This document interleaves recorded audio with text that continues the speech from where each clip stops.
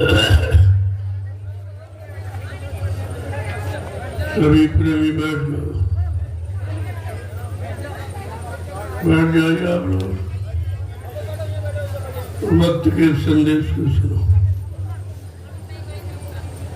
क्योंकि समय की पुकार है परिवर्तन की। समय परिवर्तन चाहता है। अब इस परिवर्तन को समझना है। परावर्तन परिवर्तन नहीं होता। जो ये लोग मिला जुला की बात करते हैं, ये परिवर्तन नहीं जानते, और परिवर्तन इनकी उसकी बात नहीं है। जब तक व्यक्ति अपने आप में परिवर्तन नहीं करेगा, अपने भाव विचारों में, अपनी रहनी गहनी में, तब तक परिवर्तन नहीं समझ पाएगा। आज समय चाहता है अच्छी व्यवस्था। बात तो व्यवस्था की है, चाहे वो पारिवारिक व्यवस्था हो, सामाजिक व्यवस्था हो, देश की व्यवस्था या संपूर्ण विश्व की व्यवस्था हो। अगर व्यवस्था ठीक हो जाए तो सब ठीक हो जाएगा। व्यवस्था की बात कोई नहीं करता, वो अपनी निजी व्यवस्था की बात करते हैं। हमें राज मिल जाए, हमें पाठ मिल जाए, धन मिल जाए, दौलत मिल जाए, मतलब यानी कुर्सी मिल जाए, पद मिल जाए, लेकिन ये नहीं सोचते हैं कि हमको जीवों को न्याय मिल जाए, न्याय मिल जाए, नीति मिल जाए, सिद्धांत मिल जाए, सुख और शांति मिल जाए, इसकी बात नहीं करते। और यही कमी है, इसी कमी को दूर करना है। तो बगैर संगठन के कुछ नहीं होता। धर्मशास्त्रों में भी लिखा है, कलयुगे संघे शक्ति। कलयुग में संघ संगठन ही शक्ति है। जिसके पास संगठन उसके पास शक्ति है, जिसके पास शक्ति है उसके पास सबको मुक्ति दिलाने का रास्ता है। बात तो हमें संगठन की सोचनी चाहिए। आज हमारा संगठन विघटन में बदल गया। हम संगठित थे, विघटित हो गए, और संगठन की आवाज समय पर सब ने लगाई। जब जैसी आवश्यकता जरूरत पड़ी, जब जैसे लोगों के अंदर भाव विचार देखे, तब तैसी आवाज लगाई। एक समय जब हम गुलामी में जी रहे थे, दास्ता की विषम जंजीरों में जकड़े थे, तो कोई ना कोई तो आवाज लगाने वाला खड़ा ही हो जाता है, और उस समय का महान होता है। महानता उसी की होती है जो सबके लिए आवाज लगाता है, अपने निजी स्वार्थ लोभ लालच के लिए नहीं, सबके हित, जनहितार्थ। एक महापुरुष की बात सामने आई। उसने समय की स्थिति को देखा कि सारी जनता भारत की दास्ता की गुलाम जंजीरों में जकड़ी थी। उन जंजीरों से मुक्त कराने के लिए उस महाशक्ति ने एक आवाज लगाई थी कि तुम हमें खून दो, मैं तुम्हें आजादी दूंगा। बहुत बड़ी बात है ये। खून का मतलब है सर्वांग समर्पित, कि हम तन मन धन सबसे पूर्ण समर्पित है आपके भाव विचारों पर, आपकी नीतियों पर, आपके परिवर्तन की भूमिका पर, और गुलामी से मुक्त हो उस आवाज पर हम पूर्ण समर्पित हैं। और लोगों ने अपना भाव दिखाया, लेकिन समय बड़ा विचित्र होता है। समय ने कुछ पलटा खाया, और जो आवाज थी वो लोगों ने, कुछ स्वार्थी लोगं ने उसको धीमा करना चाहा। लेकिन सत्य की आवाज कभी धीमी नहीं होती, और उसको कोई धीमी कर भी नहीं सकता। इसीलिए कहा, सत्य कोई पराजित नहीं होता। परेशान किया जा सकता है, लेकिन पराजित नहीं होता। उसी आवाज को, आज समय को देखकर फिर एक आवाज आपके सामने दी गई है, तुम हमारा सहयोग करो, मैं तुम्हें व्यवस्था दूंगा। बात वही है, अंतर कुछ नहीं। समय की आवाज अलग अलग होती है। जब जैसी आवश्यकता जरूरत पड़ती है तब जैसे समय का महापुरुष आवाज को बदल देता है। तो आपके सामने आवाज लगी है, पहले भी लगी थी, आज भी लगी। अब उस समय उसकी जरूरत थी, किसी को देर से भगाना था, आज भगाना नहीं है। आज कोई मतलब यानी सब स्वदेशी है, कोई परदेशी तो है नहीं। जब सब स्वदेशी है तो ये स्वदेश की परिभाषा, स्वाधीन की परिभाषा अभी लोगों को पूर्णतः नहीं मालूम कि स्वाधीन किसे कहते। हम स्वाधीन नहीं पराधीन हैं, लेकिन स्वाधीन की हम बात अभी करते हैं। और जब तक इस स्वाधीनता पर नहीं आओगे किसी को भी शांति नहीं मिल सकती। कितना धनवान बलवान बुद्धिमान हो जाए लेकिन इसमें शांति नहीं मिलेगी जब तक वो स्वाधीन माने स्वतंत्र। इसीलिए लिखा पराधीन सपने सुख नहीं। पराधीन माने दूसरे के अधीन रहकर, दूसरे के गुलाम बनकर हम कभी सुख शांति नहीं पा सकते। गुलाम तो गुलाम ही होता, दास तो दास होता है, लेकिन हमको मालिक बन के रहना। देश हमारा है, व्यवस्था हमारी है, कानून हमारा होना चाहिए, हमको अपने अनुसार जीने का अधिकार मिलना चाहिए, हमको न्याय नीति सुरक्षा का अधिकार मिलना चाहिए। आज इसकी जरूरत है, लेकिन ये बात करता कोई नहीं। क्यों? वो स्वाधीन नहीं पराधीन है। कोई पद का पराधीन है, कोई गद्दी का पराधीन है, कोई स्वार्थ का, लोभ का, लालच का पराधीन है, लेकिन परमार्थ का स्वाधीन कोई नहीं। आज परमार्थ चाहिए। परमार्थ का मतलब सबका हित, सबका कल्याण, सबको न्याय, सबकी सुरक्षा, सबको रोजी रोटी मिले, सब सुखी हो और सब धर्म का, कर्म का, मानवता, इंसानियत का, प्रेम प्यार मोहब्बत सेवा दया सदाचार, परमात्मा की यादगार का काम करे और अपनी अपनी जगह सुख शांति से रहे। लेकिन बगैर माहौल के नहीं होगा। अगर आप कहीं भजन करने बैठ जाओ, तुम्हारा झोले उठा कोई चला जाएगा। ये क्या है? व्यवस्था नहीं है, शांति नहीं है, क्रांति और भ्रांति, अशांति फैल गई है। इसको शांति में परिवर्तित करना है। उसके लिए हमें आपको शांति की आवाज देनी पड़ेगी और शांति का सहयोग करना पड़ेगा। लेकिन कैसे? जनमत के साथ। कलयुग है, कलयुग में जिसके पास जमात उसके पास करामात। अगर जमात नहीं तो कोई करामात आपकी। इसलिए मैं जनमत इकट्ठा कर रहा हूं। मेरा काम जनमत इकट्ठे करने का। किसी की निंदा आलोचना बुराई पर हमारा कोई ध्यान नहीं। बुराई करने वाला कभी अच्छा हो ही नहीं सकता और दूसरों को नीचा दिखाने वाला कभी उठ नहीं सकता। इस बात को हमेशा ध्यान रखिए। सबके उद्धार, सबके कल्याण की बात सोचो और करो। तुम्हारा भी कल्याण और उद्धार उसी में निहित है। इसलिए समय की बात को समय से सुनना चाहिए। बदलाव का मतलब परिवर्तन ही है। परिवर्तन का मतलब हमको अपने अनुसार व्यवस्था चाहिए, जिस व्यवस्था में रहकर हम पारिवारिक जीवन, सामाजिक जीवन, व्यवहारिक जीवन को सुचारू रूप से व्यतीत कर सके। व्यवस्था उसे कहते हैं। अब व्यवस्था की बात लोग समझ ही नहीं पाए बेचारे। व्यवस्था क्या है? व्यवस्था, अब व्यवस्था को तुम भूल बस व्यवस्था कहते हो।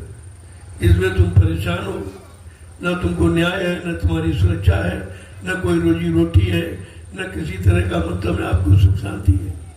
तो व्यवस्था है कहाँ? अब कहते हैं कर्मचारी अधिकारी खराब। मैं कहता नहीं, देश का कर्मचारी अधिकारी कोई खराब नहीं है, देश की व्यवस्था खराब। अगर व्यवस्था ठीक हो जाए ये सब सही निशाने पर आ जाएंगे और अपने अपने कर्म कर्तव्य का पालन करने लगे, व्यवस्था ठीक हो जाएगी। लेकिन व्यवस्था एक पक्षी है। व्यवस्था स्वार्थ की है। व्यवस्था निजी लाभ, लोभ और लालच की है। इसलिए परेशानियां बढ़ती जा रही। जब तक ये खत्म नहीं होगा, कितने भी चुनाव कर लो आप, कितने प्रधानमंत्री मुख्यमंत्री बदल डालो, लेकिन व्यवस्था नहीं बदल सकते हो। व्यवस्था इनके हाथ में नहीं है। ये स्वयं अपने में बदलाव नहीं लाते तो व्यवस्था कैसे बदलेगी? इनमें कोई बदलाव है? इनके अंदर कोई परमार्थ की भावना है? कोई धर्मार्थ की भाव, कोई सेवार्थ की भावना? कुछ नहीं, केवल स्वार्थ की भावना। स्वार्थी लोग कभी किसी का हित नहीं कर सकता, वो केवल अपनी तक जी रहा है। और यहाँ परमार्थ की बात हो रही है। संत महापुरुष परमार्थ की बात करते हैं, महाशक्तियां परमार्थ की बात करती है, और बाकी सब स्वार्थ की बात करते हैं। जिनको आपने भगवान कहा वो भी स्वार्थ में ही नहीं थे, क्योंकि उनका इतिहास बताता है कि एक बदले की भावना से कितना बड़ा जनसंहार कर डाला लंका में। एक पल में एक बदले की भावना कि हमारी स्त्री का पर्व हो गया। स्त्री कारण किंग संग्रामा, बन बन फिरे लक्ष्मण और रामा। एक स्त्री के बदले में कितना भारी जनसंहार हो गया। ये परमार्थ नहीं है, ये स्वार्थ। ये मतलब यानी जिसके अंदर बदले की भावना है अभी स्वार्थ से अलग नहीं हो पाया। तो इसलिए परमार्थ कभी ऐसी शिक्षा नहीं देता। परमार्थ का मोड़ ही अलग है, और जब तक आप परमार्थ के मोड़ पर नहीं खड़े होगे आप सुख शांति कदाप नहीं पा सकते। आज मैं परमार्थ की बात ही कर रहा हूँ, सारे हिंदुस्तान को परमार्थ की तरफ ले जाने का प्रयास कर रहा हूँ कि आप परमार्थी जीवन व्यतीत करो, फिर देखो तुम्हारे जीवन में कितनी सुख शांति। अब यह सब अपनी अपनी व्यवस्था, अपनी अपनी दुकानें, अपने स्वार्थ लोभ लालच के क्या कर रहे हैं? ये सब नरक जाने के पंथ रास्ते हैं, इनसे दूर होना चाहिए। अब सदगुरु की शरण में आकर भी अगर आप मतलब अपने आप को नहीं बदल पाए, अपने आप को परमात्मा की जगह पर नहीं चला पाए, तो इससे सरल और सहज कोई रास्ता नहीं है जिसमें एक पैसे का खर्च। ये खर्चे वाला रास्ता नहीं है, ये आपको बनाने वाला रास्ता, ये आपको सही सच्चे रास्ते पर चलाने वाला रास्ता है। सही सच्ची सुख शांति मिले, ये उसका रास्ता है। इसलिए ये अधिकार कलयुग में संतों को मिला है। अब संत किसे कहते हैं? जो सबके अंत में खड़ा हो, काम के, क्रोध के, लोभ के, मोह के, अहंकार, ईर्ष्या, राग, द्वेष, स्वार्थ, लोभ, लालच और मान अभिमान सबसे परे वो संत। वो संत कोई दाढ़ी बाल नहीं है, कोई लाल पीला कपड़ा नहीं, कोई मजहब धर्म नहीं है। तो कहने का मतलब यह है, पहले हम शब्द की परिभाषा समझे, शब्द का अर्थ समझे, शब्दार्थ करना सीखे, तब तो आपकी समझ में आएगा। और ऐसे कहने से कुछ होने वाला नहीं है। कितना कहा गया, कितना सुनाया गया, लेकिन परिणाम अच्छा क्यों नहीं निकला? क्योंकि लोग बदले नहीं, लोगों ने अपने ऊपर लागू नहीं किया, अपने जीवन में उसको उतारा नहीं और उसके अनुसार बनने का प्रयास नहीं किया। इसलिए संदेश ही रह गया।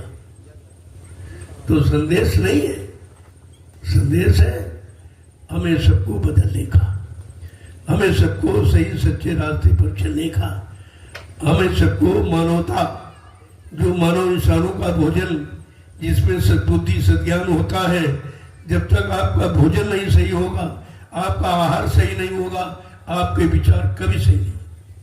आहार से विचारों का जन्म होता है। इसलिए समय की आवाज है कि हम मानवीय आहार, जिसे शाकाहार कहते हैं, शुद्ध आहार कहते हैं, सात्विक आहार कहते हैं, हमें उसे अपनाना है।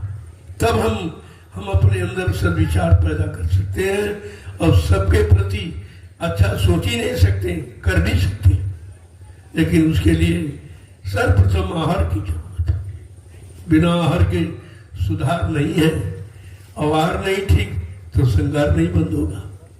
ये दूषित आहार ही तो श्रृंगार करता, और सात्विक आहार सुधार करता। श्रृंगार और सुधार में यही तो फर्क है, और आप न श्रृंगार समझ पाए न सुधार समझ पाए। तो ऐसे कहने से कुछ नहीं होगा, अब करने की जरूरत है। ये कर्म भूमि है भारत, इसमें जो भी आया उसने कर्म किया। नेता सुभाष चंद्र बोस ने जो कर्म किया है, अगर उस कर्म उसको सब लोग अपना लेते, उस पर चल फिरते, तो देश का नक्शा ही बदल जाता, नक्शा बदल जाता। लेकिन कुछ नहीं हुआ, केवल कहते रहे, सुनते रहे, सुनाते रहे। अब करने की बात तो आपने अपना ही नहीं, और आपने कुछ किया भी नहीं। तो बगैर करने से कुछ नहीं होगा। आपको करना पड़ेगा। ये कहना सुनना ये सब ढोंग है, ये पाखंड है, इससे कुछ नहीं होगा। अब आप कहते रहो, लोग सुनते रहे, तो कहने वाला भी कुछ नहीं कर सकता और सुनने वाले भी कुछ नहीं कर सकते। इन दोनों को कर्तापन में उतरना पड़ेगा। सुना ऐसी जाता है करने के लिए, सुना इसीलिए जाता कि हम करने लगे, लेकिन यहाँ सुना सुनी है केवल, कहा सुनी, और कहा सुनी माने झगड़ा। कहते हमारी उनकी कहा सुनी हो गई, कहा सुनी तो झगड़ा है, और यही कि एक कह रहा है एक सुना। लेकिन संतों ने कहा, नानक जी ने यही कहा था, एक ने कही एक ने मानी, और नानक कहे के दोनों ज्ञानी। जो नेताजी ने कहा, जो आवाज लगाई परिवर्तन की, अगर उस परिवर्तन पर हम लोग चल पड़ते और अपने जीवन में उतार लेते, तो मैं बार बार कहता हूँ कि हमारे भारत देश का नक्शा ही बदल जाता। हम सच्चे भारतवासी कहलाते, हम सच्चे हिंदुस्तानी कहलाते, लेकिन हिंदुस्तानी और भारतवासी कहलाने का अधिकार आपके पास है। पहचान है वेशभूषा, पहचान है भाषा, पहचान है खान पान, ये तीनों आपके बदल गए। गुलामी तो अब भी आप अपना लो। हम हिंदुस्तानी हैं, हमारी मातृभाषा हिंदी और संस्कृत, इसके अलावा किसी भाषा का नहीं। लेकिन हम विदेशी भाषाओं के इतने ज्यादा मतलब इच्छुक हो गए हैं, तुम्हारी जबान पर वही भाषा आ गई तो आपकी जबान गंदी होगी। आप कहते हो कर नहीं सकते हो, क्योंकि वो भाषा केवल कहने की है और हिंदी संस्कृत जीवन में अपनाने की बहुत अंतर है। सब चीज पर विचार कीजिए आप, तो एक ठोस निर्णय मिलेगा कि हमें करना चाहिए। करने के लिए हमें अब तत्पर होना चाहिए और चल देना चाहिए। अब समय इंतजारी का नहीं है, चलने का। अब चलने की बात आप समझ नहीं पाते हो। चलने मतलब भागना दौड़ना नहीं है, अंतर्वृत्ति अंतर्मुखी से हमें अब चलना है। और हम चलना शुरुआत कर दें। अभी तक जिधर चले उधर अशांति अशांति आपके हाथ लगी, क्रांति हाथ लगी, अशांति हाथ लगी और भ्रांति आपके हाथ लगी, लेकिन शांति आपको नहीं मिली, क्योंकि शांति करने के बाद मिलती। सब सुनने सुनाने में गोस्वामी जी महाराज को इसीलिए तो लिखना पड़ा, पर उपदेश कुशल बहु तेरे जे आचरण ते नर न गणे। दूसरे को उपदेश करना, दूसरे को भाषण प्रवचन सुनाना बड़ा सरल है, लेकिन वही अपने पर उतारना और उसके अनुसार अपने जीवन को चलाना उतना ही कठिन है। बात तो इसलिए है अब करने की। एक कर्म भूमि है, इस भारत भूमि में जो भी आया, जिसने जन्म लिया उसको कर्म करना पड़ा। वही उनके कर्म का ही तो इतिहास हम लोग ये पढ़ते हैं कि उन्होंने भाई क्या किया, जो उनका नाम लिया जा रहा, और हम क्यों, हमारा नाम क्यों नहीं लिया, हमने कुछ किया ही नहीं। बात तो करने की आती। अब क्या करना चाहिए और कराने वाला कौन होगा? तो राम को किसने महान बनाया? गुरु ने। ये गुरु शब्द है। गु माने अंधकार, रु माने प्रकाश, जो संपूर्ण अंधकार को प्रकाश में परिवर्तित करते, संपूर्ण झूठ को सत्य में बदलते, संपूर्ण परेशानी दुख तकलीफों को आराम और सुख में परिवर्तित करते। बात तो इसलिए है। तो हमें आपको अब कुछ समझना है, और समझ करके अब समझ को अंदर नहीं छिपा के रखना, उसको कार्य रूप में परिणित करना। जब करने लगोगे, जो आप करोगे वो तुम्हारे सामने आ जाएगा। इस पर विशेष ध्यान देने की जरूरत है। मैं 12 वर्ष से लगातार पूरे हिंदुस्तान के लोगों को संदेश दे रहा था। संदेश क्या था? कि हम भारतवासी हैं, हम हिंदुस्तानी हैं, हमारी कोई पहचान होनी चाहिए। हमारी जो मर्यादाएं हैं ऋषि मुनि महात्माओं की, त्यागी तपस्वियों की, शहीदों की, वो हमारे जीवन में उतरनी चाहिए। इसकी जरूरत है। तो भी नहीं कुछ हुआ है, लेकिन प्रयास हमारा उसी का है। जब तक हम सब लोग मिलकर देश की समस्याओं का समाधान नहीं निकालेंगे, तब तक कुछ। तुमको राजा कर देगा, प्रधानमंत्री कर देगा, उनके पास कुछ नहीं, वो जानते ही नहीं है। वो परमार्थ सेवा धर्मार्थ से बहुत करोड़ों को दूर खड़े, वो तो स्वार्थ में डूबे हुए हैं, गद्दी के अभिमान में, कुर्सी के लालच में, जबकि इनको मालूम है ये चीज तुम्हारी नहीं है, न पहले तुम्हारी थी और न रहेगी, ये तुम्हारे यहाँ टिकने वाली नहीं। लेकिन नहीं समझ आ रहा कि जब आदमी किसी में डूब जाता है तो उसको वही चीज दिखाई देती। मैंने 12 वर्ष संदेश सबको दिया, ऐसा नहीं है। राजा प्रजा धर्माचार्यों को, उनको इनको सब, क्योंकि मैं परमिशन लेके कार्यक्रम करता हूँ। परमिशन का मतलब कि हम तुमको सूचना दे रहे हैं, सूचनार्थ कि मैं ये संदेश देने जा रहा हूँ जो समाज देश के हित में है, जो राजा प्रजा दोनों के हित में है और जो हमारे भारत देश के हित में है, वो हम संदेश देने जा रहा हूँ। तो मैंने उनको परमिशन उनसे लिया और कार्यक्रम किए। मेरे पास पूरा प्रमाण है, पूरी मैंने लिस्ट बना के रखी, कहाँ किस तारीख में, किस जिले में, किस प्रांत में, किस तहसील ब्लॉक में मैंने क्या क्या कहा है, कौन सा संदेश दिया है, ये मैंने सब नोट करके रखा। समय आने पर मैं ये सामने आपके रख दूंगा कि कोई ये नहीं कह सकता, न प्रधानमंत्री न मुख्यमंत्री, कि हमको संकेत नहीं मिला, हमको बताया नहीं गया, हमें मालूम नहीं था, हम भ्रमित थे। लेकिन साधु संत महात्माओं का तो काम है कि अपने राजा को, अगर वो भ्रमित है, उसका भ्रम दूर करो। यही महात्मा विदुर ने किया था। देखो महात्माओं का काम है और किसी ने नहीं किया। बड़े बड़े लोग वहां भी थे, ऐसा नहीं है कि धर्माचार्य नहीं थे। भीष्म पितामह, गुरु द्रोणाचार्य, कृपाचार्य, ये भी तो धर्म थे, ये भी धर्मगुरु थे। लेकिन उन्होंने नीत अनीत को नहीं समझ पाया, धर्म को नहीं समझ पाया, पाप पुण्य को नहीं समझ पाया, लिहाजा उनका भी परिणाम खराब ही हुआ।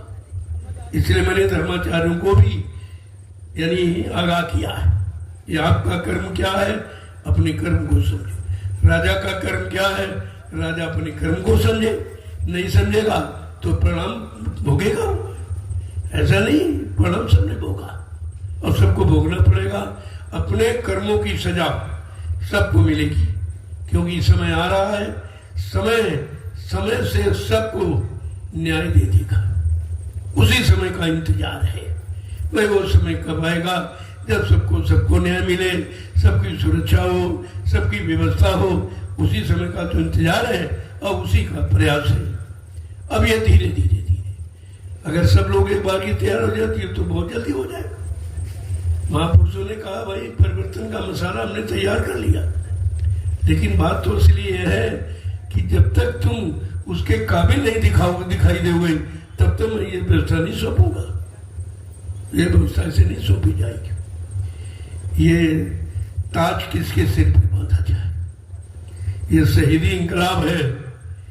ये ताज किसके सिर पे बांधा जाए, जो देश की व्यवस्था नहीं विश्व की व्यवस्था को सुचारू रूप से चलाए और नरसंहार और मांसाहार और दुराचार और भ्रष्टाचार ये सब समाप्त करती है। इसकी जरूरत है। जब तक ये नहीं होगा, कोई भी प्रधानमंत्री राष्ट्रपति बन जाए, लेकिन जब तक ये नियम नी सिद्धांतों को नहीं अपनाएगा उसका राज चल नहीं सकता और वो भी पार नहीं हो सकता, उसको भी शांति नहीं मिलेगी। अभी उन्होंने नर्क नहीं पढ़े हैं कि किन किन कार्यों से नर्क मिलता है, किस किस स्वार्थ में डूब जाने पर नर्क मिलता है, कौन कौन से व्यभिचार है जिसके करने से नर्क मिलता है। ये तो उनके पास है ही नहीं। ये महात्माओं का संदेश है। वो महात्माओं के आना के पास आना पसंद नहीं करती, पर सुनना भी नहीं पसंद करती, लेकिन मैंने सुनाया है। मैं ये नहीं कह सकते कि हमको बताया नहीं, इसीलिए मैं परमिशन लेता था। बाकी परमिशन हमारा कोई मतलब नहीं, परमिशन तो हमको कोई दे ही नहीं सकता। हमारे पास इतना जनमत है, कौन परमिशन दे देगा। लेकिन हम अपना कर्तव्य पूरा निभाते हैं। ये सबको बताकर, सबको सूचना प्रेषित करके, सब यानी हमें कार्य करता हूँ। और जितने भी कार्यक्रम होते हैं, आज भी अभी गुरु पूजा पावन पर्व होने जा रहा, मैं सूचना सबको दूंगा। आए ना आए ये उनकी जिम्मेदारी, हमारी जिम्मेदारी है सूचित करना। मैं वो काम कर रहा हूँ क्योंकि हमें परिवर्तन दिखाई दे रहा और उनको दिखाई नहीं दे रहा, क्योंकि वो स्वार्थ में अंधे हो गए। उन पर स्वार्थ का पर्दा पड़ गया, लोभ लालच का पर्दा पड़ गया, मान सम्मान का पर्दा पड़ गया है, उन्हें ये परमार्थ सेवा धर्म दिखाई नहीं देता, लेकिन हमें दिखाई देता। हम तो बताएंगे, हम तो इशारा करेंगे। और मैंने 12 वर्ष पूरे हिंदुस्तान में घूम कर ये मैंने संदेश दिया, सबको बताया। कोई अपने स्वार्थ लोभ लालच करे, हमको तो कुछ चाहिए नहीं।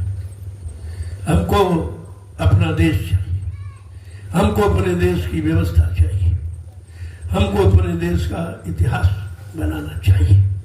हमारा संकल्प ये, पर हमको कुछ नहीं चाहिए, क्योंकि सबसे खराब है राजा बनना। तब से राज और राज से नरक, नरका, राज से नरका, इसमें कुछ नहीं फर्का, इसमें कोई फर्क नहीं। सिर्फ राजा बनना बड़ा गंदा काम। तो स्वामी महाराज ने इसी तो लिखा रामचरितमानस कि जा सुराज प्रिय प्रजा दुखारी, स्वर्ण पवस नरक अधिकारी। जिसके राज में प्रजा दुखी है वो राजा नरक में जाए। क्या ये रामचरितमानस नहीं पढ़ते? श्री राम का झंडा उठाए घूम रहे और रामचरितमानस से बाहर है। अरे श्री रामचरितमानस ही श्री राम है और श्री राम ही रामचरितमानस, ये क्यों नहीं समझते? लेकिन एक भी बात नहीं, उन्होंने राजा के लिए लिखा कि धार्मिक भूमि का राजा कैसा होना चाहिए। तब लिखा कि राजनीति बिन धन धर्मा और प्रभु समर्पे बिन सत्कर्मा। ये राजनीति बिना धार्मिक धन गाड़ी कमाई के नहीं चलाई जा सकती, और नीतिवान और चरित्रवान पुरुषों के बगैर ये भारत देश की राजनीति को कोई चला नहीं सकता। लेकिन हम इसको पढ़ते नहीं, क्योंकि ये गुण उनमें है नहीं। 14 गुण चाहिए। वो 14 गुण केवल नेताजी सुभाष चंद्र बोस में थे, किसी में नहीं थे। 14 गुण चाहिए किसी देश को चलाने के लिए। और यहाँ तो 2800 गुण है। कितने देश चलाएंगे, कैसे चलाएंगे, और कहाँ चला रहे हो? ये देश चल रहा है कि देश घसीटा जा रहा है? इस पर विचार कीजिए आप पहले। ये चलने चलाने की बात नहीं है, तो घसीटने की बात है। अब धीरे धीरे समय आ गया है। समय किसी को माफ करता नहीं है। मनुष्य बली नहीं होते हैं, और समय हो तो बलवान, और भिल्लन टूटी गोपिका वही अर्जुन की बात। सब कुछ संकेत इशारा। इतिहास इसीलिए लिख के रखा गया कि वर्तमान के लोग पिछले युग के इतिहास को पढ़कर अपना समय ठीक कर ले, अपना समय ठीक कर ले, अपनी व्यवस्था ठीक कर ले। इसीलिए तो लिखा गया। लेकिन अब इतिहास का भी उपहास हो रहा। सब पढ़ते हैं, सुनते सुनाते, करने वाला कोई नहीं, मनने वाला कोई नहीं, चर्चात करने वाला कोई है ही नहीं। तो इतिहास बेचारा क्या करे? इतिहास तो जानकारी दे रहा है, और जानकारी के अनुसार हमें आपको चलना है। जब तक चलोगे तभी मंजिल पर पहुंचोगे। केवल शोर मचाते रहो, हल्ला मचाते रहो, सुनते सुनाते रहो, तो मंजिल नहीं तय होगी। मंजिल तो चलने के बाद ही तय होगी। और चलने वाला व्यक्ति सुनने सुनाने के चक्कर में ही रहता, सीधा निशाना अपनी मंजिल पर जाने का बनाता है। हमें आपको अपनी मंजिल तय करनी चाहिए। तय जब भी करोगे जब एक एक कदम विश्वास के साथ उठाओगे। एक ही कदम, चाहे कितनी बड़ी दूरी हो, अगर आपको विश्वास हो गया कि एक कदम उठाने पर 27 इंच जमीन कम होती, ये फौजी कदम है। 27 इंच एक बार में 27 इंच कम हो रहा, तो धीरे धीरे धीरे एक दिन हम हजारों किलोमीटर की यात्रा को अपने पैरों के नीचे लाके खत्म कर सकते हैं। लेकिन विश्वास होना चाहिए, दृढ़ता होनी चाहिए, तभी कुछ काम होगा। दृढ़ता और विश्वास बहुत जरूरी है। आज दृढ़ता विश्वास नहीं, तभी तो हम परेशान हैं। शंका पहले करते, कोई कुछ कहते भाई क्या लाभ मिलेगा? लाभ पहले पूछता, अरे भाई बगैर किए लाभ मिलेगा? कोई आप चर्चा किसी से कहो, कहेगा इसमें क्या लाभ है, इसमें क्या मिलता है? मिलने लाभ की बात पहले सोच रहा, जबकि लाभ परिणाम है, और परिणाम कर्म करने के बाद ही तो मिलता। पहले कौन दे देगा आपको? नौकरी करते हैं आप, 30 दिन तुम्हारी नौकरी देख लिया, तब आपको पेमेंट मिलता, तनख्वाह देता। पहले कोई नहीं देगा। मजदूरी 8 घंटे कर लोगे तो शाम को बाद में मजदूरी मिलेगी। इसी तरह हमें सब पर विचार करना चाहिए। कि हम जब तक करेंगे नहीं तब तक हमें मिलेगा कुछ नहीं। अगर कोई मान लो दे भी दिया तो ये सामान तो नाशवान है, ये तो सबके पास है। सुत धारा लक्ष्मी पापी के घर हो सबके पास, लेकिन संत दरस हरिकथा गोस्वामी दुर्लभ, ये दो काम दुर्लभ। सच्चे रास्ते पर चलाने वाला महापुरुष का मिलना बड़ा कठिन है और भगवान की प्राप्ति हो जाए। पहले तो भगवान की व्यवस्था की प्राप्ति हो, जो मानव इंसान के लिए व्यवस्था बनाई गई। पहले तो आपको व्यवस्था चाहिए, तभी तो आप भगवान की प्राप्ति कर सकेंगे। और व्यवस्था नहीं तो आप चिंतित हो, और चिंता करने वाला व्यक्ति कभी भजन इबादत पूजा कर ही नहीं सकता। उसको चिंताएं सता रही, समस्याएं उसको मजबूर कर रही। तो इसलिए व्यवस्था चिंता और समस्याओं का समाधान है। जब तक आप व्यवस्था के बारे में नहीं समझेंगे आपकी चिंता जाने वाली नहीं। इसलिए मैं व्यवस्था की बात करता हूँ।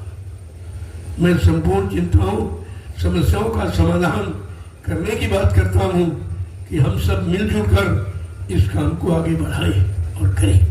हमें किसी के सहारे नहीं रहना कि कोई कर दे कोई कर दे। अरे भाई कोई क्यों कर दे, क्या हम नहीं कर सकते? हमारे में भी परमात्मा ने बुद्धि और शक्ति दी है, क्या हम नहीं कर सकते? आप अब सब यही कहते हैं ऐसा होना चाहिए, ऐसा होना चाहिए। अरे चाहिए शब्द हटाओ, चाहिए शब्द पर जीवित रहोगे कभी कुछ नहीं मिलेगा। चाहिए नहीं, ऐसा करना है। संकल्प लो हमें ऐसा करना, हम सब मिलकर करेंगे। हम एक के सारे नहीं बैठेंगे कि प्रधानमंत्री कर दे, मुख्यमंत्री कर दे, ये कर दे, वो कर दे। एक के बस का नहीं काम है। एक तो कुछ कर ही नहीं सकता, क्योंकि एक में एकता नहीं है। इनमें खुद ही आपस में एकता नहीं है। ये सब प्रधानमंत्री बनने के चक्कर में अरे किसी को बना दिया जाए, उससे मतलब क्या? काम सबको करना चाहिए, लेकिन एक दूसरे को गिराने के चक्कर में, नीचा दिखाने के चक्कर में ये ईर्षा जब तक रहेगी तब तक कुछ होने वाला नहीं है। और इनमें सबसे बड़ी ईर्षा, कोई किसी का भला नहीं चाहते, कोई किसी की प्रगति उद्धार उन्नति नहीं चाहते। इनके अंदर स्वयं ऐसी कोई भावना अच्छी नहीं है। हमें आपको इस पर विचार करना है। अब हम स्वतंत्र हैं, अच्छे विचार, अच्छे कर्म, अच्छा खान पान करने के लिए हम स्वतंत्र हैं। इसमें हमारे साथ पराधीनता नहीं लागू होगा। हम स्वतंत्र हैं, और जो हम स्वतंत्र हैं और ये करने लगेंगे तो सारी पराधीनता से मुक्त हो जाएंगे। पराधीनता ये कि उनके सारे बैठे, वो न्याय करे, वो सुरक्षा करे, वो हमारी व्यवस्था। ऐसे तुम कहते रहो, कोई सुनने वाला नहीं। तुमको व्यवस्था देने से उनको क्या लाभ है? वो तो ये सोचते हैं जो केवल अपने तक सीमित है, अपने लोभ लालच स्वार्थ तक सीमित है, वो कभी दूसरे के हित की बात सोच नहीं सकता। तुम्हारे यहाँ ये सब यही है, जितने भी है। किसी ने कुछ किया है, जब पहले नहीं किया तो अब कहां से कर ले? 72 वर्ष है आजादी का बीत गया, क्या मिला भाई आपको? जब 72 वर्ष एक तो जीवन है, इतने वर्ष तो कलयुग में जीवित नहीं रहता इंसान। एक जीवन पूरा निकल गया और मिला कुछ नहीं, तो अब तुम इससे उम्मीद क्या रखते हो? सरकार नाम की चीज हमारे देश में कभी नहीं है। ये तो अभी लोग ले आए, अभी ले आए। हमारे देश में सरकार शब्द नहीं, हमारे देश में नेता शब्द नहीं था। नेता शब्द तो एक ही के आगे लागू है, नेता सुभाष चंद्र बोस। किसी के साथ ये शुद्ध किसी के अंदर के साथ में लागू नहीं करना चाहिए। अब सब नेता, ये नेता का मतलब कहते हैं जो सबसे सब कुछ लेता और किसी को कुछ नहीं देता, उसको कहते नेता।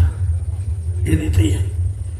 लेकिन जिसके पास नीति है, जो निपुण है, जो चतुर है, विवेकवान है, बुद्धिमान है, चरित्रवान है, वो नेतृत्व देश समाज परिवार का कर सकता है, बाकी नहीं। बाकी किसी की बस की बात नहीं है। इसलिए मैं तो यही लोगों को बताना चाहता हूँ कि अब किसी के सहारे मत बैठो, खुद खड़े हो जाओ, खुद काम करो। और कैसे?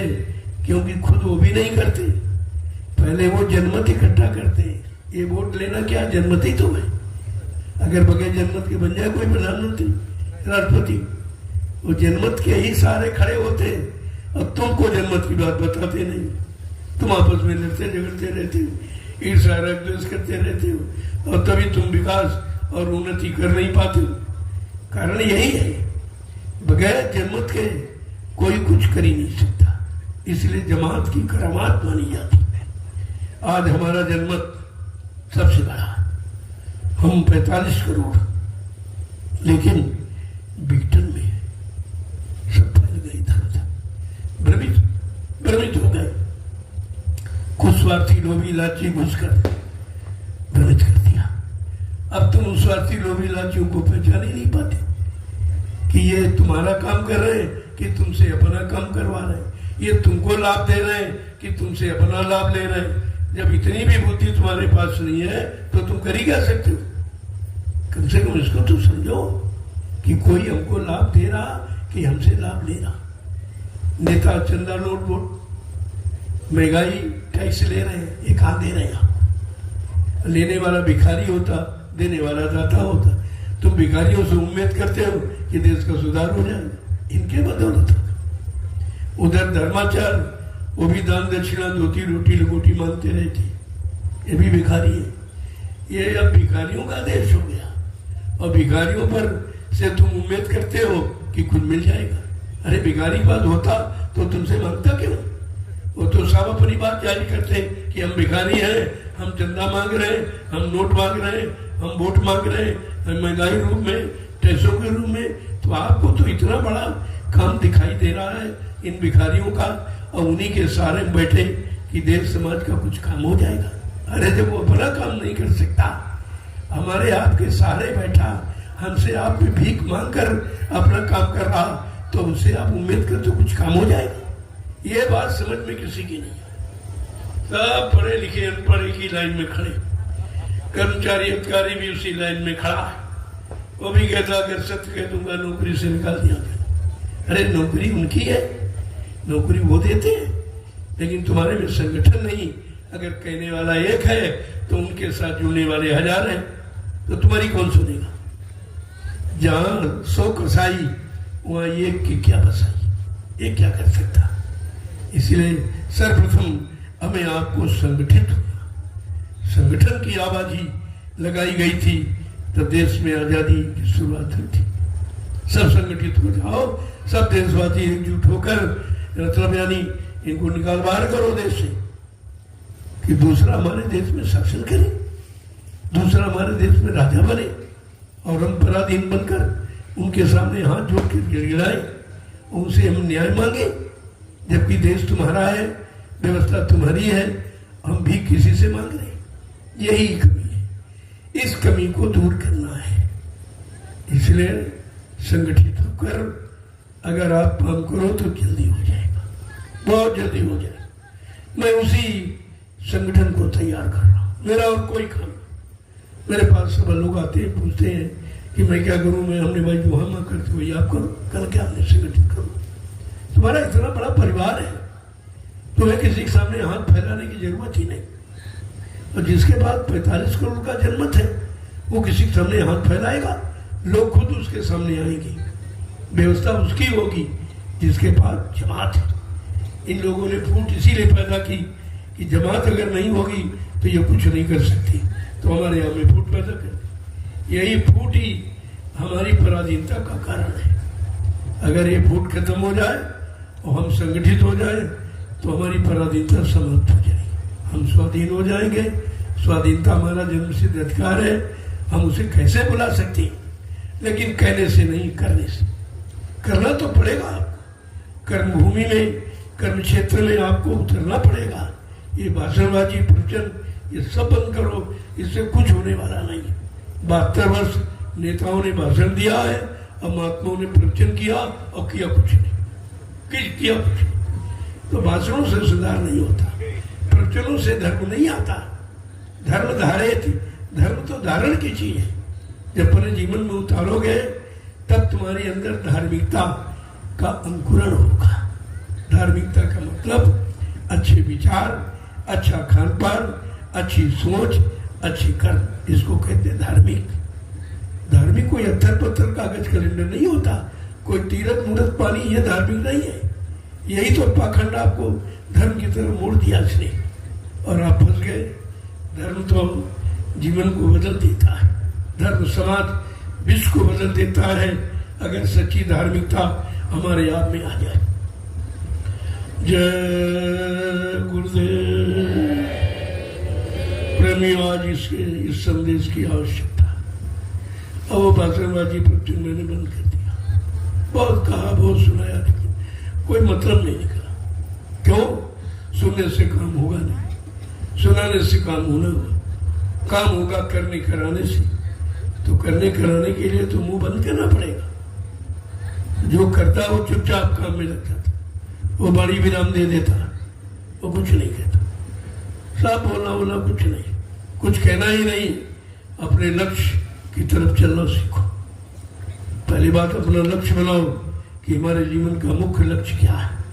हमारा व्यक्तिगत जीवन का नहीं, सार्वजनिक जीवन का, सामाजिक जीवन का, व्यवहारिक जीवन का हमारा लक्ष्य क्या है, क्या होना चाहिए। जब तक ऐसी विचारधारा हमारे आपके अंदर नहीं आएगी, तब तक कुछ भी होने वाला नहीं है। मैंने 60 वर्ष मथुरा का माहौल देखा, कुछ नहीं हुआ। सब भ्रमित हो गए, सब भटक गए, इधर उधर चले गए बचनों को बोल के। 12 वर्ष फिर मैंने एक मौका दिया कि चलो एक बार फिर आपको याद दिला दूं कि आप क्या भूले हो, किसको आपने छोड़ा है। जब तक वो चीज नहीं आएगी आपको लाभ मिलने वाला नहीं है। कौन सा लाभ? आंतरिक शांति, भ्रांति को दूर करना और शांति को पैदा करना। काम तो ये करना है। अब इतनी भ्रांतियां हैं कि आपको उसी से फुर्सत नहीं मिलती। इतनी क्रांति छिड़ गई है जगह जगह, और एकमात्र केवल स्वार्थ का, और उनके अंदर कुछ नहीं। कितनी दुकानें खुल गई देखा, बहुत धर्म की दुकान। धर्म एक है, दुकानें कितनी, उनको देखिए आप। अब केवल दुकानों पर सौदा बगैर पैसे का नहीं मिलेगा। आप समझ लो दुकानों का मतलब ऐसा दो। लेकिन दरबार लुटाता है। ये दरबार है, यहाँ लुटाया जाएगा और लुटाया जा रहा। ये दुकानें नहीं है जो लोगों से कोई काम की इच्छा की जाए, स्वार्थ, लोभ, लालच, मान सम्मान को कोई इच्छा की जाए। ये दरबार ऐसा नहीं। मैं तो किसी देवता भी कुछ मानता ही नहीं, लेकिन स्वेच्छा से। प्रेमी क्यों देता? मैंने पूछा, भाई जब मैं नहीं मानता हूँ आप क्यों देते हो? कहते मैं इसलिए देता हूँ कि हमारे पास समय नहीं है। हम कहाँ लगाएं, किसको दें? तो हम जानते कि आपको देंगे, आप अच्छी जगह लगा दोगे तो हमको भी अपनी कमाई का कुछ लाभ मिल जाएगा। हम हाँ, ये बात ठीक है, ये तुम्हारा निर्णय है, मैं आपकी कमाई को अच्छी जगह लगा दूंगा।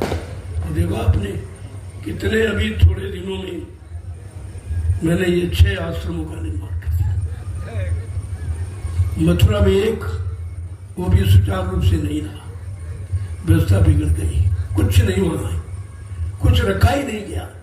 सब स्वार्थी, लोभी, लालची टूट पड़े, एक दिन लूटमार होने लगा, खत्म हो गया। लेकिन हमने कहा ठीक, कोई बात नहीं, चलो एक आश्रम आपने गंदा कर दिया, अरे मैं आश्रम बनाना जानता हूँ, बना दूंगा। मैंने 5 आश्रम बना दिए। वैसे तो 6 है, लेकिन 5, 3 तो यही है। एक आपका हरदोई बगल में दयाल आश्रम, और 2 ये है, एक नैमिषारण में और एक रामशाला मिश्रित में है, यहाँ बैठे हो आप, और एक नवीनतम आश्रम का निर्माण करने जा रहा हूं। वो सबके जनहित का होगा, उसमें किसी एक व्यक्ति का नाम नहीं होगा, सबके लिए। वो कब होगा? जब समय आएगा। इससे तुम्हें जानकारी देने के लिए मैंने इन आश्रमों का निर्माण किया था कि यहाँ से लोगों को सही सच्ची जानकारी मिलेगी कि आश्रम का मतलब क्या होता है।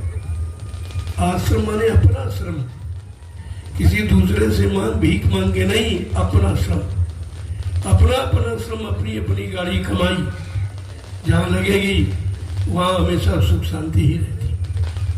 मैंने किसी सेठ साहब का पैसा नहीं दिया।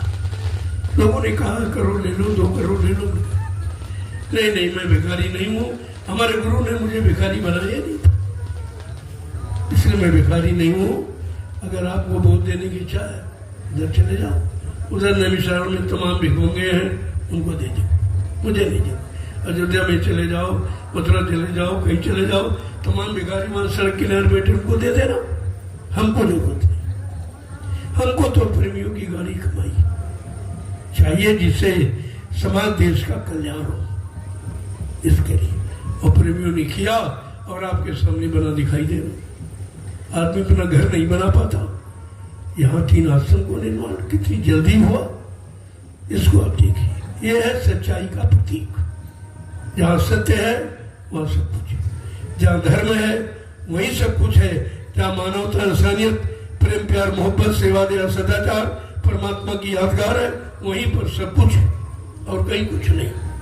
और ये आपको करना पड़ेगा, आज नहीं तो कल। अब ज्यादा समय नहीं है, अब समय तुम्हारा इंतजार नहीं करेगा। महापुरुषों ने बहुत समझाया, बहुत समय दिया, लेकिन लोग नहीं माने। तब कहा भाई नहीं मानोगे तो जो मनाने वाला हम उसके हाथ में चार्ज दे देंगे, कुदरत। तो कुदरत के हाथ में चार्ज दे देंगे। अब कुदरत क्या करेगी जरा देखिए। अब तक तो बहुत कुछ हो जाता, ये विनाश तो 80 में ही समाप्त हो गया, विनाश 80 में हो जाता। लेकिन महापुरुषों ने अपना वरद हस्त रखकर अपनी अमृतमयी वचन वाणी वायुमंडल में प्रसारित करके उस कुसुम को रोक दिया था, उसको रोक दिया है। लेकिन फिर भी आप नहीं माने, फिर भी आपकी समझ में नहीं आया कुछ, तो कहा तुम ऐसे नहीं मानोगे। तो पिछला इतिहास बता रहा कि समझाने बुझाने पर नहीं माने, तो उन्होंने कहा ठीक है, उन्होंने कहा चार्ज कुदरत को दे दिया। अब कुदरत तो सबको समझाना जानती, अब समझा देगी, समझा देगी। मैंने 2 वर्ष वाणी का विराम लिया, देश में घूम घूम कर पहले जैसा संदेश नहीं दूंगा, उसकी जरूरत नहीं। जब घर वाले ही सुधार में करें, घर वाले ही विरोध करें, घर वाले न समझे, तो वहां पर चुप हो जाना ही बुद्धिमानी है। विभीषण क्यों चुप हो गया? उसकी बात भाई ने नहीं मानी, अच्छी सच्ची बात, न्याय नीति की बात नहीं मानी, तो उसने कहा चलो घर से बाहर चले जाओ, इस घर में रहने का कोई मतलब। उसने तो घर वाले छोड़ दिया। महात्मा विदुर की बात जब नहीं मानी, न राजा ने मानी, बड़े बड़े धर्माचार उन्होंने नहीं माना, तो उसको त्याग पत्र दे दिया। लेकिन यहाँ किसी मंत्री ने त्याग पत्र दिया है? सब सहयोगी हैं, अपने राजा को नरक में ढकेलने का काम सब कर रहे हैं, सब सहयोग कर रहे हैं। पहले मंत्री का कर्तव्य था कि अपने राजा को सही सच्चे रास्ते पर चलने की सीख दे, उनको संदेश सलाह दे। ये सलाहकार है, चलो सलाह कोई बुरे काम के लिए थोड़ी होती, लेकिन कोई नहीं, सब तारीफ करेंगे, सब वाहवाही करेंगे कि मतलब यानी, तो ये तो और गिराने के चक्कर में। लेकिन ये राजा को सोचना चाहिए कि भाई हमको जो हम कर रहे हैं सब उसी में सहयोग कर रहे हैं। कोई नहीं कह रहा कि ये ठीक है कि खराब है, अच्छा ये बुरा है कि पाप है कि पुण्य है, कि धर्म है कि ये धर्म है, कि सत्य है कि ये सत्य है, कोई कहने को तैयार नहीं। तो राजा को भी तो समझना चाहिए। लेकिन समझोगे कैसे? क्या धर्मशास्त्र झूठे हो जाएंगे? विनाश काले विपरीत बुद्धि, जब जिनका विनाश होने को होता है उनकी बुद्धि विपरीत दिशा में काम करती है। आप चाहे जितनी अच्छी सच्ची बात बताओ, वो मानने को तैयार नहीं होगा, क्योंकि उसको पाप का घड़ा भर गया, वो फूटेगा, वो फूटेगा निश्चित। इसे कोई रोक नहीं सकता। रोकने वालों की बात जब नहीं मानोगे तो रोकेगा कौन? और तो कोई रोक ही नहीं सकता। जिनके साथ कुदरत है, कुदरत जिनके इशारे पर काम करती है, वो रोकेगी।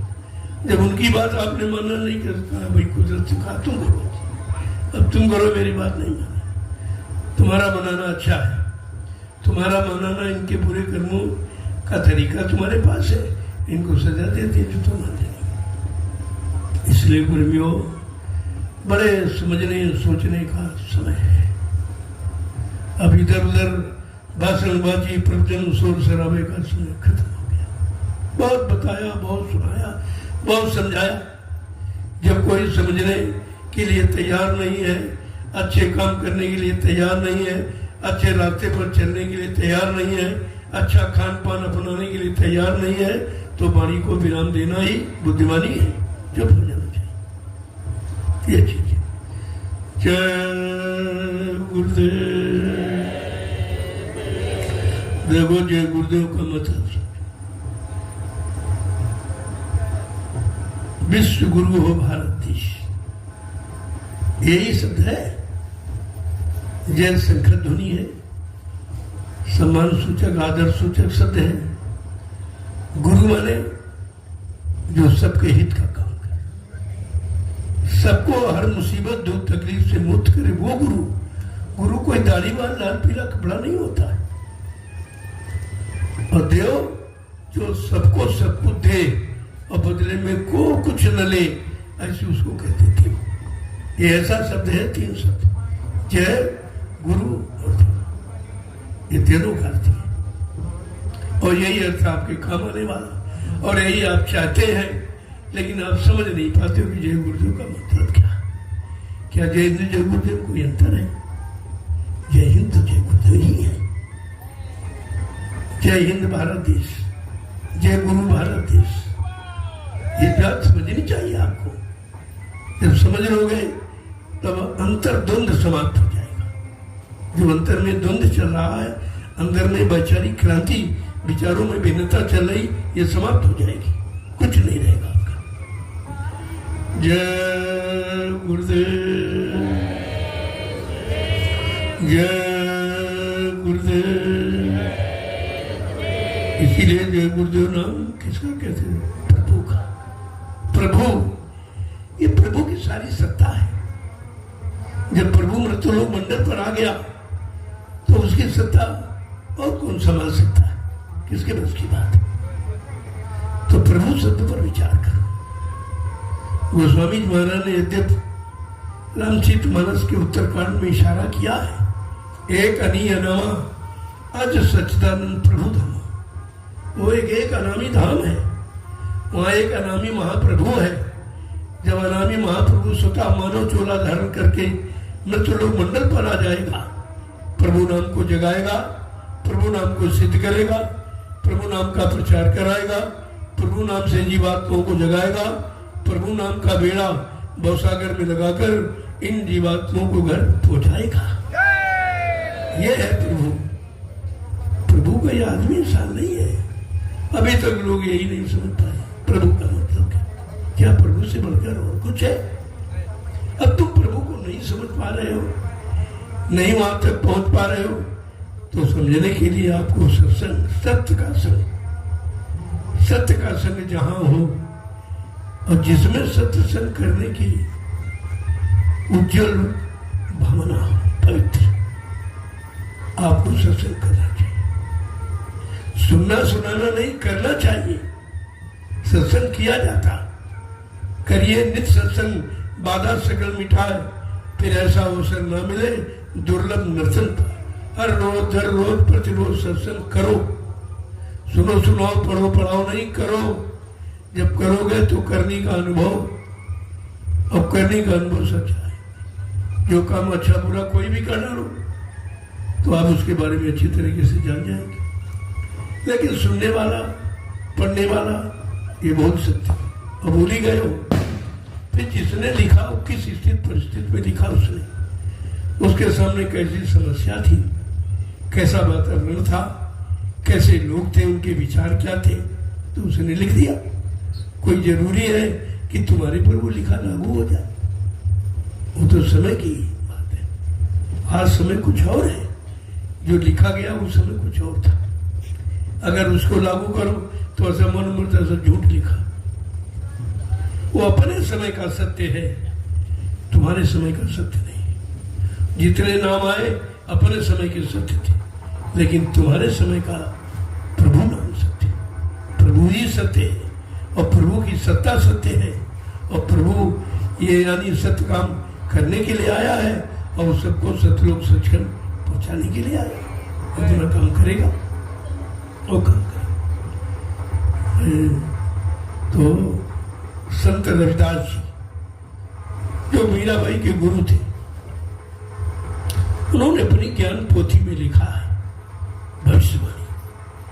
ये त्रिकालदर्शी होते हैं, भूत भविष्य वर्तमान के जानकार होते हैं। सैकड़ों साल पहले आए और तब लिखा और आज वो लागू हो रहा है। देखो कितने दूरगामी, कितने दूरदर्शी होते हैं कि जो इतने पहले के समय को अपने समय में कह दिया। कहा कि ये भारत देश है, ये भारत भूमि है, जिसने भारत भूमि को सताया। देखिए कितनी बड़ी बात की, जिसने भारत भूमि को सताया, लूटा। लूटने वाले कौन, उसका नाम भी उन्होंने दिया, जबकि उस समय ये नाम नहीं थे प्रचलित। नेता, मंत्री और अधिकारी, उस समय ये नहीं थे, कुछ ये व्यवस्था नहीं थी। लेकिन महापुरुष कितने त्रिकालदर्शी हैं, जो सारी व्यवस्था को देख के पहले ही बता रहे हैं कि इस भारत देश की व्यवस्था को किसने लूटा, किसने किसने बिगाड़ा। वो स्वार्थी लोग कौन है कि नेता, मंत्री और अधिकारी, इनको जान बचाना होगा भारी। अब आगे इनको अपनी अपनी जान बचाना बड़ा मुश्किल हो जाएगा, क्योंकि सत्य निर्णय लेने जा रहा। सतयुग आ रहा है, कलयुग जा रहा है, इसीलिए कलयुगी व्यवस्था समाप्त हो जाएगी और सतयुगी व्यवस्था लागू हो जाएगी। क्या कह रहे हैं? नेता, मंत्री और अधिकारी, इसने भारत भूमि सताई। इन लोगों ने भारत भूमि को सताया, लूटा है अपना स्वार्थ, लोभ लालच हल करने के लिए। तो क्या कह रहे हैं? नेता, मंत्री और अधिकारी, इनको जान बचाना होगा भारी। एक दिन ये छोड़ के मैदान भगेंगे, अपने अपने घरों में छिपेंगे। लेकिन महापुरुष क्या करेगा? वो किस लिए आए हैं? वो किस लिए शांत बैठे हैं? वो बैठे नहीं है, वो इनकी व्यवस्था को देख रहे हैं। इन्होंने धन छिपा के किस देश की, किस बैंक में, किस खाते में, किस कोड नंबर पर किसका कितना कितना जमा है, ये सब नोट किया। ऐसा नहीं है। अब कहा या तो तुम कह दो कि हमारा कोई पैसा नहीं है, मैं उसको निकाल के ले आऊं, मेरे पास व्यवस्था है, वो पैसा निकालेगी।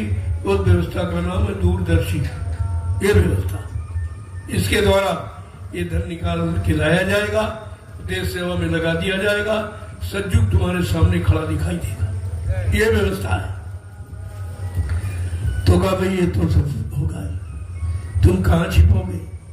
ये सोचते हैं कि हमने तो विदेशी बैंकों में पैसा जमा कर लिया और भारत से चोरी करके बताया नहीं। लेकिन महात्माओं की आंख में तुम धूल नहीं झोंक सकते, उनके पास दिव्य दृष्टि है। जब तुम ले जा रहे थे तभी वो देख रहे थे, और रख रहे थे तभी देख रहे थे। अब कहते कि तुमने रखकर जो चोरी की वो भी देख रहा हूँ, और जिस भाव से किया वो भी देख रहा हूँ, लेकिन तुम्हारा ये चलने वाला नहीं। ये भारत देश की गाड़ी कमाई है, इसको कोई चुरा छिपा के खर्च नहीं कर सकता। तो कहा इनको सबको निकाल के ले आऊंगा, देश सेवा में लगाऊंगा, और सतयुग तुम्हारे सामने खड़ा दिखा दे। ये सतयुग है, इसको कहते हैं। सतयुग माने व्यवस्था। सतयुग कोई आदमी का नाम नहीं है तो बाबा जी पकड़ के ले आएंगे आपको दिखा। सत्य व्यवस्था, आंखें सत्य देखने लगे, कान सत्य सुनने लगे, वाणी सत्य बोलने लगे, पैरों से सच्ची जगह चल के जाने लगो, हाथों से सद्धर्म सेवा करने लगो, बुद्धि से सच्चा निर्णय लेने लगो। तो क्या इसी का नाम सतयुग है? सतयुग माने व्यवस्था। व्यवस्था का नाम सतयुग है, और वही व्यवस्था आपको चाहिए। तो व्यवस्था इससे तो नहीं मिल जाएगी। उसके लिए आपको उनसे आगे बढ़ना होगा, उनसे आगे काम करना होगा, उनसे अच्छे काम करना पड़ेगा। वो स्वार्थ, लोभ, लालच का काम करते, तुम्हें सेवा, धर्म, परमार्थ करना होगा, तब ये काट है उसका। और ऐसे कुछ कहने से नहीं, ऐसे कोई सुनने वाला नहीं। भाई किसी से कहोगे तो वो क्यों बंद करेगा? जिसको लाभ मिल रहा है, जिसका स्वार्थ हल हो रहा, तुम्हारे सत्य कहने से कहो मान जाएगा? लेकिन नहीं, दबाव बनाना है। दबाव क्या है? जनमत, ये दबाव है। जनमत के सिवा कुछ कोई दबाव नहीं, वो हमें आपको तैयार करना। मैंने जब शुरुआत की थी अभी 28 मई 2012 से एक भी आदमी मेरे साथ नहीं। कितनी मेहनत की देखिए आप इसको, रात दिन 12 वर्ष रात दिन मेहनत की, क्योंकि एक आदमी नहीं था। अब तो करोड़ों की संख्या। लेकिन अभी भर्ती हुई है, उनको ट्रेनिंग नहीं मिली, प्रशिक्षण नहीं मिला कभी इस बात की। अब धीरे धीरे उनको सत्य के रास्ते पर चलाना, सत्य की परिभाषा बताना, सत्कर्म की जानकारी देना, मानवीय खान पान की जानकारी देना, अपनी भारतीयता की जानकारी देना, अपनी हिंदुस्तान की गौरव गरिमा को बताना, ये जरूरी है। मगर इसके कुछ नहीं। मैंने ये आवाजें बिल्कुल अलग लगा दी, किसी ने नहीं लगाई आज तक। ये विश्व का इतिहास है जो मैंने कहा, किसी ने नहीं कहा कि आप शाकाहारी हो जाओ। कोई राजा, कोई धर्माचार, कोई मंदिर मस्जिद कहीं से कोई आवाज नहीं निकली कि भाई शाकाहारी होना चाहिए। कोई रामायण गीता भागवत वो भी संदेश नहीं दे रही, सब मौन है बिल्कुल। मैंने कहा कि भाई शाकाहारी हो जाओ। अब शाकाहारी हमारा जन्म सिद्ध अधिकार है। हम माँ के पेट से जन्म लिए, हम सब आप तो शाकाहारी आप पैदा हुए थे, मांसाहारी नहीं पैदा हुए। और तुम्हारा भोजन शाकाहारी है, क्योंकि पैदा होने के वक्त माँ ने अंडा नहीं खिलाया, शराब नहीं पिलाई, मुर्गा मीट कुछ नहीं खिलाया, आपको अपना दूध पिलाया। ये दूध शुद्ध शाकाहार। तो आप तो जन्म से शाकाहारी। और 3 गुण लेकर इंसान पैदा होता, शाकाहारी, सदाचारी और ब्रह्मचारी। ये तीनों गुण आप में थे। अब आपके पास पहले गुण नहीं रहा कि आप शाकाहारी नहीं रहे। परेशानी आने का कारण ये है कि जो प्रथम गुण था उस गुण से आप अलग हो गए, परेशान हो गए। जब शाकाहारी नहीं रहे तो सदाचारी बनने का प्रश्न नहीं और ब्रह्मचारी होने का भी प्रश्न नहीं। तो शाकाहार पर निर्भर है। बगैर शुद्ध आहार के तुम्हारे में कोई कर्म शुद्ध नहीं हो सकता। इसलिए दूसरा मैंने ऐलान किया है, अगर आप हिंदुस्तानी हो तो अपनी मातृभाषा हिंदी और संस्कृत को नमन करो, प्रणाम करो, अपनी जबान पर उसको जगह दो। ये काम आपको करना चाहिए, क्योंकि सब देश की पहचान उसकी भाषा है। हर मुल्क की भाषा अलग अलग है, लेकिन भारत देश की जो भाषा है सबसे महान है। अब विश्व के लोग हिंदी संस्कृत की नकल कर रहे हैं, वो भी अपना रहे हैं कि आखिरकार भारत में शांति क्यों है, भारत में लोग धार्मिक क्यों है, सदाचारी क्यों है, ब्रह्मचारियों का इतिहास भारत में और कहीं नहीं है, भारत योग भूमि क्यों है, बाकी दुनिया के जितने देश है भोग भूमि के नाम से जाने जाते। इस पर वो विचार कर रहे हैं, वो अपना रहे, तुम छोड़ रहे हो। इसलिए हमारी मातृभाषा हिंदी और संस्कृत। आगे हिंदी संस्कृत में ही संविधान बनेगा। जो सज्जू का संविधान होगा वो हिंदी संस्कृत होगा। इसलिए इसकी प्रधानता बहुत जरूरी है और हम सबको उसकी तैयारी करनी चाहिए। मैं इसी संदर्भ में इस स्थान पर आप बैठे हो, जय गुरुदेव आध्यात्मिक ज्ञानाश्रम, तो यहीं पर जय गुरुदेव आध्यात्मिक गुरुकुल हिंदी संस्कृत महाविद्यालय का निर्माण होने जा रहा है। मैंने इसकी घोषणा की है और इसकी जरूरत है, क्योंकि व्यवस्था आगे आ रही है। तो एक बार की अगर चीज नहीं है मतलब तैयार नहीं हो पाएगी, तो पहले से तैयारी तो पहले से की जाएगी, तब तो उस समय पर आप काम कर सकोगे। तो उसकी तैयारी होगी। दूसरी पहचान है हमारी भारतीयता की कि भारतीय वेशभूषा। किसी देश में चले जाओ उसके वेशभूषा अलग है, लेकिन तुम्हारी कोई वेशभूषा नहीं है। उधर गुलामी का इंकलाब करते हो, गुलामी हटाओ, गुलामी हटाओ, गुलाम इनको हटाओ, उनको हटाओ, लेकिन जो मुख्य चीज वो तो हटा ही नहीं रहे। ना तुम भाषा हटा पा रहे हो, ना वेशभूषा हटा पा रहे हो। ये पैंट पतलून ये अंग्रेजों की पोशाक, आपकी नहीं। अभी अंग्रेजों के गुलाम आप, भाषा के गुलाम तुम हो, वेशभूषा के गुलाम तुम हो, अंडा मुर्गा मीट दारू के गुलाम तुम हो। गुलामी कहाँ चली गई? असली गुलामी तो यही है जो अभी तक आप उससे मुक्त नहीं हो पाए हो और तुम मुक्त होने का प्रयास भी नहीं करते। मैं बार बार कहता हूं, इसलिए मैंने ये 3 बिंदु जो रखे हैं, जो हिंदुस्तान के विश्व में आज तक किसी ने नहीं कहा, किसी इतिहास में आपको नहीं मिलेंगे कि आप इस तरीके से। और चौथा बिंदु मैंने रखा भारतीय नारी, कि नारी सृष्टि की केंद्र बिंदु है और नारी का अपमान जब जब हुआ, विनाश हुआ। चाहे त्रेता का सीता का इतिहास ले लो, अत्या द्वापर में द्रौपदी का इतिहास ले लो। इसलिए भारतीय नारी कब कही जाएगी? जब भारतीयता में होगी, भारतीय वेशभूषा में होगी। तुम जिनकी पूजा करते हो, जिन देवियों की, कोई देवी सूट में भी नहीं है। सूट पहने कोई देवी है? फिर तुम, यानी देवी सूट में नहीं है लेकिन पुजारी सूट में है। और सूट में लूट है, साड़ी में नहीं। साड़ी में दया है।